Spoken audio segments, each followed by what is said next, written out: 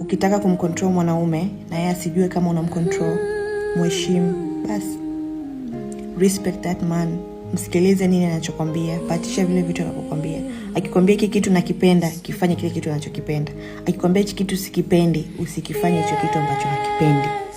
Mheshimu na umsikilize, utaenjoy sana sana sana maisha yako ya mahusiano, kwa sababu hamna kitu ambacho utakihitaji na atakunyima, kwa sababu automatically you respect him.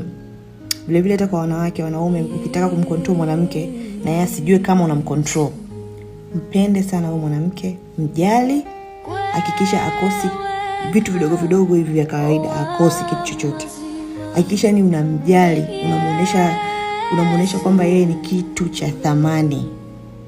Unamtekea, unamjali, unampenda, unahakikisha hakosi mahitaji yake ya kila siku, mahitaji madogo vidogo unahakikisha, yani she's getting everything that she wants. My dear, utaenjoy sana sababu mwanamke ni atakuheshimu, kwa sababu anajua kabisa akiwa na wewe anapendwa, anajaliwa, unamuonesha thamani yake na unampa vile vitu ambavyo anavihitaji. Kwa hiyo hana sababu ya kukuchiti, hana sababu ya kukudharau, always atakuheshimu na atakuwa ni mwanamke bora sana. Kwa hiyo yani vitu ni vidogo tu kama hivi. Mwanaume unataka kumcontrol mwanamke na yeye asijue kama unamcontrol, mpende.